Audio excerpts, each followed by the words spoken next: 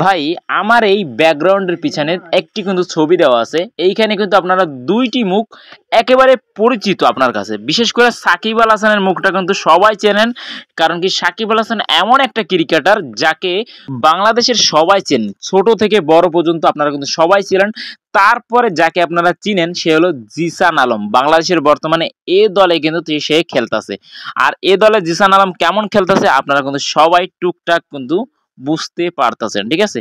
তো আশা করি এই দুইটা খেলোয়াড় নিয়ে কোনো সমস্যা নেই। কিন্তু এখানে আরো একটা ছোট্ট বাচ্চা আছে যে সাকিব আল হাসানের সাথে ছবি তুলতে গেছে। সম্ভবত সাকিব আল হাসানের একজন কি ক্রিকেট ফ্যান কিংবা বলতে পারেন খুদে ফ্যান। কিন্তু এই ছেলেটার সাথে কি জিসান আলমের কোনো মুখের মিল আছে? হ্যাঁ, এই ছেলেটাই কিন্তু আজকের জাতীয় দলে যে হাতছানি দিচ্ছে, খুব শীঘ্রই হয়তোবা জাতীয় দলে খেলবে। আজকের এই সেই ছেলেটাই হলো জিসান আলম, যে সাকিব আল হাসানের সাথে একসময় ছবি তুলতে গেছে কিংবা একটি অটোগ্রাফ নিতে গেছে। ভাই দীর্ঘদিন তার ক্যারিয়ার পার হয়ে যাচ্ছে। সাকিব আল হাসান নিয়ে একটাই কথা, আমাদের সাকিব আল হাসান থেকে বের হয়ে আসতে হবে। কারণ সাকিব আল হাসান এমন একটা ক্রিকেটার যাকে আপনি ভুলতে চাইলেও ভুলতে পারবেন না।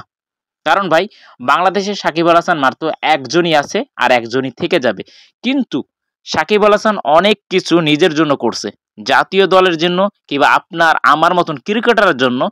এখন পর্যন্ত সাকিব আল হাসান তেমন কিছু করতে পারে নাই। আমি চাই অন্তপক্ষে সাকিব আল হাসান জানি, যেহেতু এখনো সে মানে পুরোপুরিভাবে অফিসিয়ালভাবে ক্রিকেট থেকে জাতীয় দল থেকে অবসরে যায় নাই, তো তার কাছে এখনো সুযোগ আছে। তো সাকিব ভাই, যদি আপনার কাছে আমার এই ছোট্ট মানে ক্ষুদ্র ভক্তরা, আমিও আপনার একজন ভক্ত বলতে পারেন, কিংবা বাংলাদেশের জাতীয় দলের আমি সবসময় যেটা বলি লাল সবুজের কিন্তু আমি একজন ভক্ত, বাংলাদেশের পতাকার ভক্ত, ঠিক আছে। তো আপনি চাইলেই কিন্তু এখনো আপনার কাছে সময় আছে, যে আপনি চান যে আমরা জানি সারা জীবন আপনাকে মনে রাখি।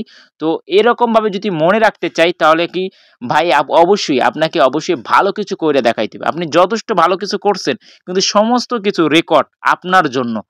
আপনি কিন্তু জাতীয় দলের জন্য কিংবা ক্রিকেটার ফ্যানদের জন্য, আমাদের জন্য এখন পর্যন্ত কিছু করেন নাই। সেটা কি? সেটা হলো একটি বিশ্বকাপ। আপনি অবশ্যই যদি একটি বিশ্বকাপ জিতেন তাহলে কিন্তু সম্ভব যে আপনারে বাংলাদেশের মানুষ সারা জীবন মনে রাখবে। দেখুন এখন কিন্তু বাংলাদেশের জাতীয় দলে অনেক ভালো ভালো ভালো ক্রিকেটার আছে, যেমন জুনিয়র তামিম বলতে পারেন, জুনিয়র সাকিব বলতে পারেন, লিটন কুমার দাস, রিশাদ হোসেন, মুস্তাফিজুর রহমান, তাসকিন আহমেদ, এরকম অসংখ্য প্লেয়ার আছে যারা বর্তমানে মানুষের মনে ধীরে ধীরে জায়গা করে নিছে, মানে তাদের আইডলও বলতে পারেন। কিন্তু এখনো আপনি ছোট থেকে বড় সবার মনে আছেন, মনে থাকতে পারবেন, ঠিক আছে। কিন্তু তারা যদি একটা বিশ্বকাপ নিয়ে নেয়, যেমন সামান্য এই যে এশিয়া কাপ তারা খেলতে যাচ্ছে, খুব শীঘ্রই এশিয়া কাপের জন্য যাবে, তাহলে কিন্তু ভাই এশিয়া কাপ কোনো মতে যদি বাংলাদেশ জিতে যায়, আর আমিও চাই যে বাংলাদেশ জানি এশিয়া কাপটা জিতুক, অন্তপক্ষে একটা কাপ জানি বাংলাদেশ জিতুক, তাহলে কিন্তু ভাই আপনার সবাই ভুলে যাবে ধীরে ধীরে, এটাই স্বাভাবিক। কারণ জিসান আলম যে একসময় আপনার সাথে ছবি তুলতে যেত, সেই আজকেরা ক্রিকেটার একজন জাতীয় দলের ক্রিকেটার বলতে পারেন আপনি। তো অবশ্যই এই যে আপনার 500 রেকর্ড হয়েছে, এতে আমি অনেক বেশি খুশি হয়েছি। আপনি যে 500 উইকেট নিয়েছেন, একটা বিরল রেকর্ড করছেন অলরাউন্ডার হিসাবে, এতে অসংখ্য অসংখ্য আপনাকে ধন্যবাদ। কিন্তু ভাই এইগুলো সমস্ত রেকর্ডগুলো আপনার জন্য, ঠিক আছে। তো আপনারে আমি কখনো মানে খারাপ নজরে দেখি নাই, আপনার ব্যাটিংটা আমার পছন্দ না, কিন্তু আপনার বোলিং অ্যাকশনটা আমার কাছে 100-তে 100। আপনার ব্যাটিং স্টাইল আমার কাছে যদি বলা হয় 10-এর মধ্যে কত, তাহলে আমি বলবো ভাই 10-এর মধ্যে মাত্র 4। আর যদি বলে 10-এর মধ্যে বোলিং অ্যাকশন কত, তাহলে বলবো 10-এ 10, ঠিক আছে।